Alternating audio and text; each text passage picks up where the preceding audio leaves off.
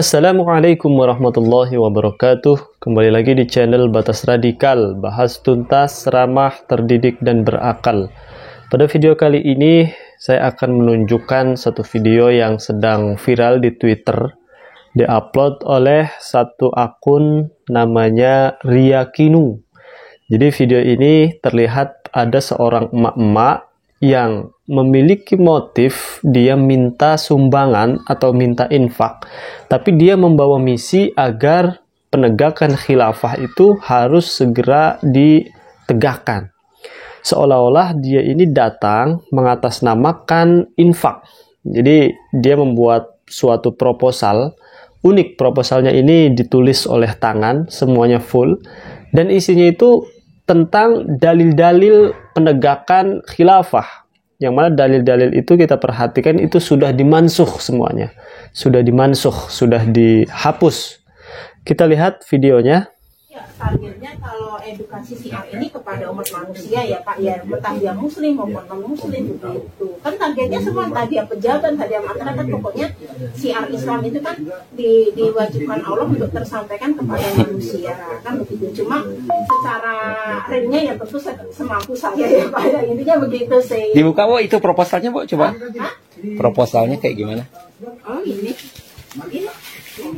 Ya security-nya kalau ini kayak sini juga nggak apa-apa.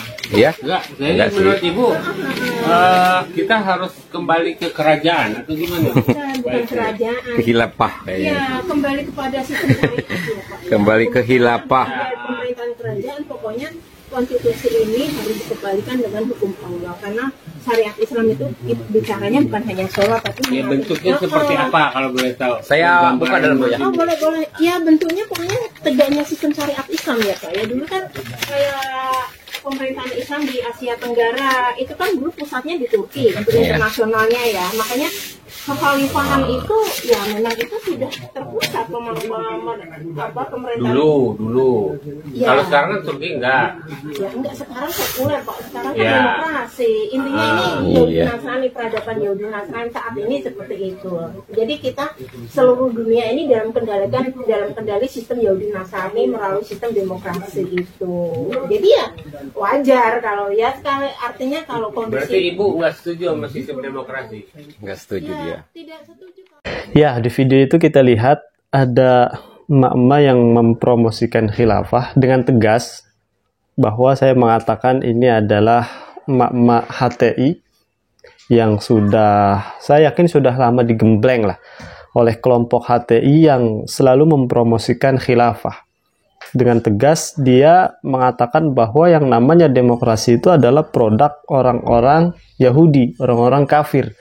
Jadi ketika rakyat Indonesia ini memakai demokrasi dalam sistem pemerintahannya, maka jelas itu sebuah kekufuran ya.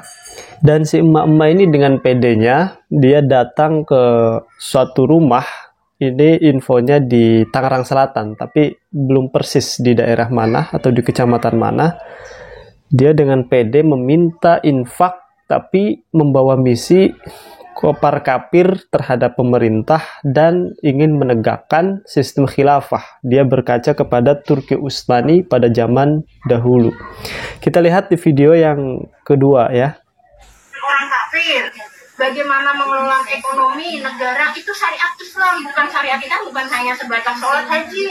Nah, sama kan? Ini Islam kafir. Hubungan kita kan diatur semua. Ya diatur. Yang jahat masuk penjara karena ada undang-undang. Nah makanya semuanya. Ya, jadi apa yang sudah diatur oleh pemerintah terkait urusan haji atau urusan wakaf atau urusan pengelolaan masjid atau yang lainnya, itu menurut emak-emak ini sudah jelas melanggar aturan karena sistemnya itu menganut paham demokrasi, bukan Islami. Menurut dia Islami. Padahal banyak sekali ulama-ulama yang mengatakan ketika di dalam suatu negara sistem atau aturan-aturan Islam itu sudah ditegakkan, sholatnya sudah berjalan, atau zakat, infaknya sudah diatur oleh pemerintah, maka itu sudah jelas menganut pemahaman atau konsep aturan yang sudah islami tanpa harus menegakkan yang namanya khilafah. Karena khilafah itu sudah banyak yang ditentang, artinya di dalam konteks keindonesiaan sekarang ini sudah tidak relevan. Sudah tidak relevan. Terlebih banyak juga ulama-ulama yang mengatakan bahwa yang namanya khilafah itu sudah masuk kepada bab-bab furu'iyah, bab-bab cabang, bukan termasuk bab-bab yang usul atau yang akidah.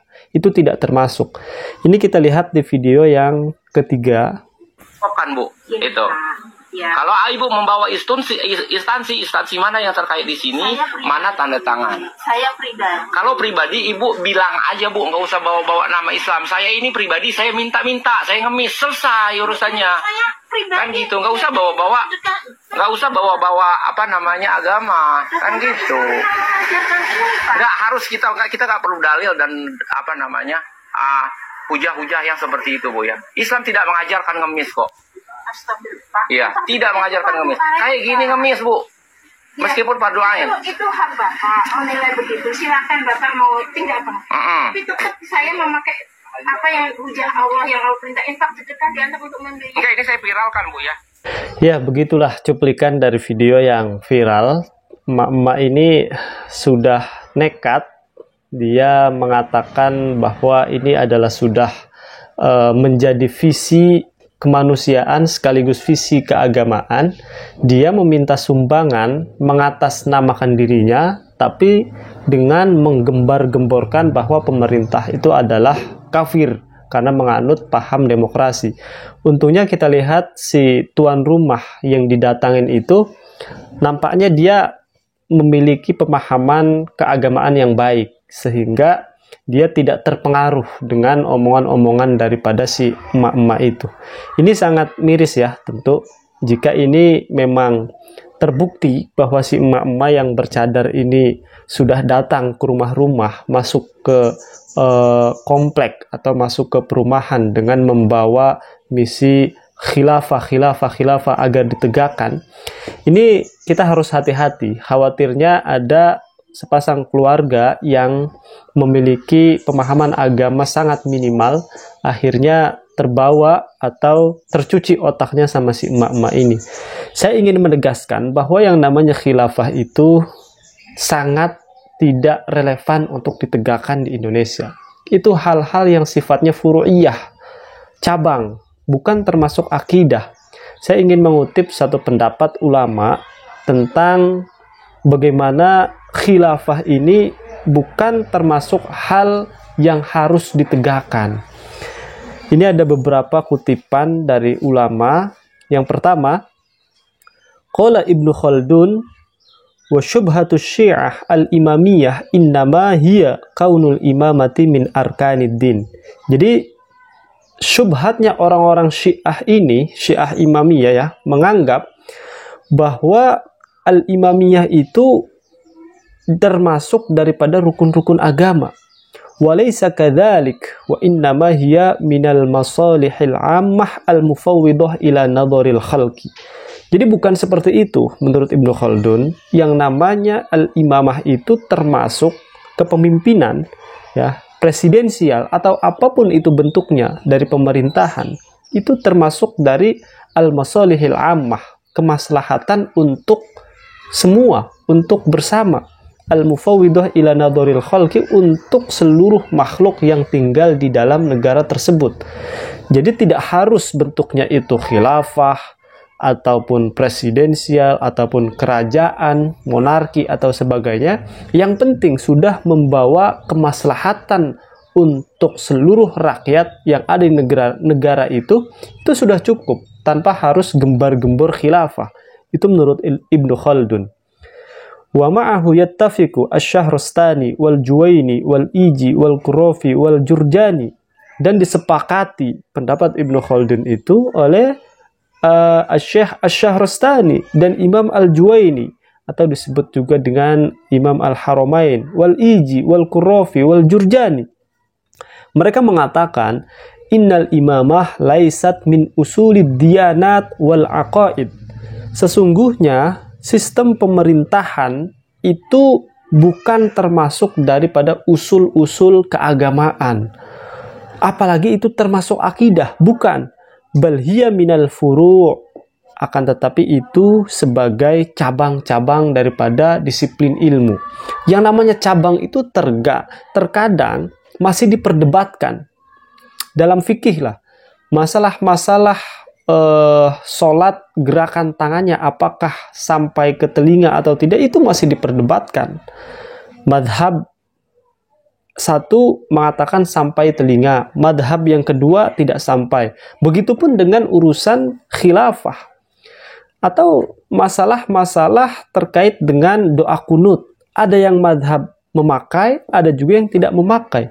Begitupun khilafah, ada ulama yang setuju dengan penegakannya khilafah, ada juga ulama yang menganggap khilafah ini sudah tidak relevan. Bahkan dianggap furu'iyah tadi tidak harus. Apalagi itu dianggap suatu akidah yang harus ditegakkan, ini sudah sangat salah kaprah. Itu sudah jelas ya. Nah, di sini Imam Al-Ghazali mengatakan, wa qala Al-Ghazali inna nadhariyatal imamati laisat minal muhimmat bal minal fiqhiyat. Jadi teori atau konsepsi suatu pemerintahan itu bukan termasuk muhimmat, kepentingan-kepentingan disiplin ilmu, bal minal fiqhiyat. Ini termasuk bab, termasuk fikih, urusan-urusan fikih. Jadi bukan termasuk akidah, bukan termasuk hal-hal yang wajib, ya. Urusan-urusan wajib itu tidak. Wal khata'u fi aslil imamati wa ta'ayyuniha wa syurutiha wa ma yata'allaqu biha la yujibu syai'un minhu takfir. Bahkan ketika ada kesalahan dalam memahami konsep imamah terkait dengan detailnya bagaimana, syarat-syaratnya bagaimana, apapun yang berkaitan dengan imamah tersebut, la yujibu syai'un minhu takfir, itu tidak dihukumi dengan kekufuran, tidak dihakimi dengan kafir. Saya tentu memegang teguh pendapat para ulama-ulama besar. Ibnu Khaldun mengatakan demikian. Kesepakatan ulama dari Asy-Syahrastani, Al-Juwaini, Wal-Iji, Wal-Qurrafi, Wal-Jurjani. Imam Ghazali juga mengatakan seperti itu. Lalu, apakah kita masih mendengarkan pendapat-pendapat orang-orang HTI yang masih terus berkoar-koar di media sosial, ditambah emak-emak yang sudah tercuci otaknya, lalu dia promosi ke komplek-komplek, ke perkampungan dengan membawa misi infak, padahal itu sebuah modus yang dibawa emak-emak, tetapi dia membawa misi bahwa demokrasi itu adalah kafir. Saya rasa ini pemerintah harus segera turun tangan. Walaupun organisasi HTI itu sudah dibubarkan, akan tetapi para ideolognya itu masih tetap berkeliaran, termasuk di media sosial, dan emak-emak ini sudah turun ke jalan. Semoga pemerintah terus hati-hati, terus waspada, dan segera menangkap oknum-oknum seperti emak-emak ini. Assalamualaikum warahmatullahi wabarakatuh.